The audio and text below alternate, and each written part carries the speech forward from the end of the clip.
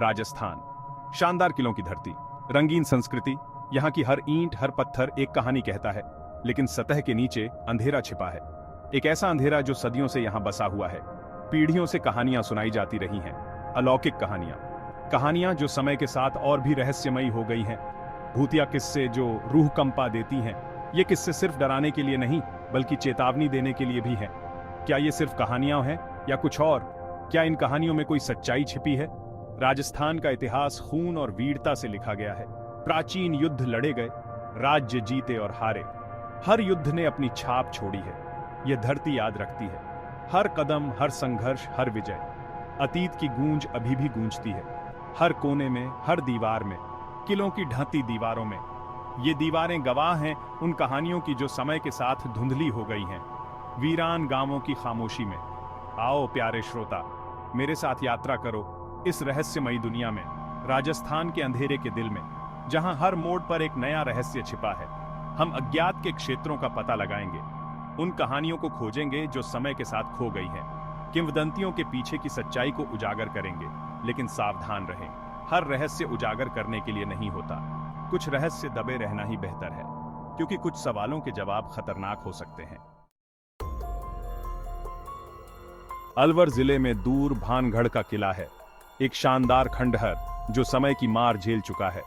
एक भयानक सन्नाटे में डूबा हुआ, जैसे समय ने यहां रुकने का फैसला कर लिया हो।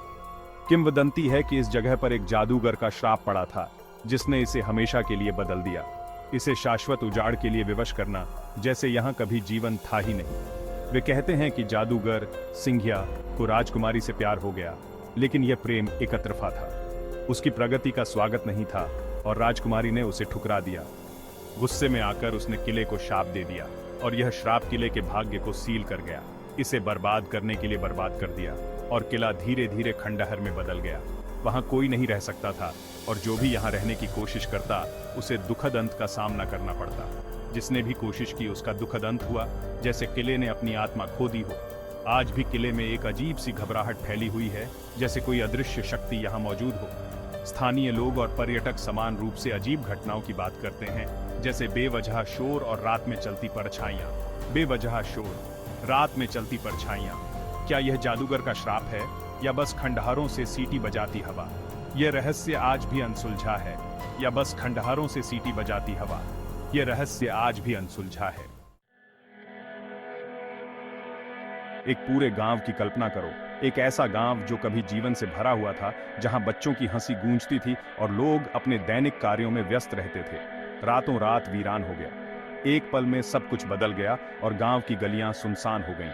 इसके निवासी गायब हो गए, उनके घर खाली पड़े हैं, जैसे कि वे कभी यहाँ थे ही नहीं। एक भयानक सन्नाटा छोड़कर जो आत्मा को झकझोर देता है। यह कुलधारा है, एक गांव जो अब केवल कहानियों में जीवित है, समय के साथ जमा हुआ एक भूतिया गांव। यहाँ की हर ईंट एक रहस्य छुपाए हुए है। कहानी यह है कि एक अत्याचारी मंत्री को एक गांव की लड़की से प्यार हो गया। उसकी लालसा ने पूरे गांव को संकट में डाल दिया। उसने ग्रामीणों को धमकी दी। उसकी ताकत और क्रूरता ने लोगों को भयभीत कर दिया। उसकी शादी में हाथ मांगा। यह एक ऐसा प्रस्ताव था जिसे ठुकराना असंभव था।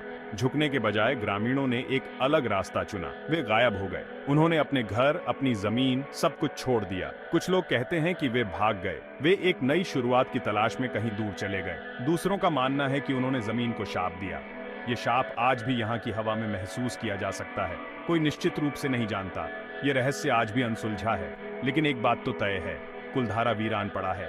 ये गांव अब केवल एक खंडहर है, एक भूली हुई त्रासदी की एक परेशान करने वाली याद दिलाता है। ये जगह अब भी उन घटनाओं की गवाह है जो यहाँ कभी घटी थी। जयपुर के ऊपर एक पहाड़ी की चोटी पर स्थित नाहरगढ़ का किला लंबा है।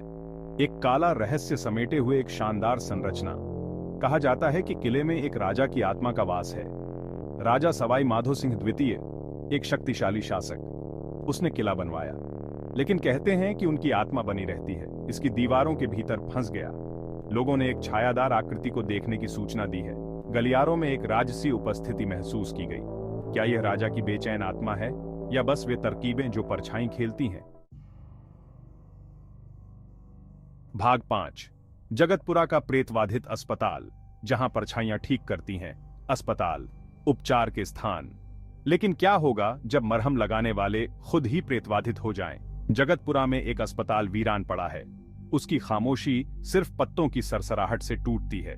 स्थानीय लोग अजीब घटनाओं की बात करते हैं। खाली गलियारों में गूंजते कदमों की आहट, आवाजों की फुसफुसाहट, चिकित्सा उपकरण अपने आप हिलते हुए।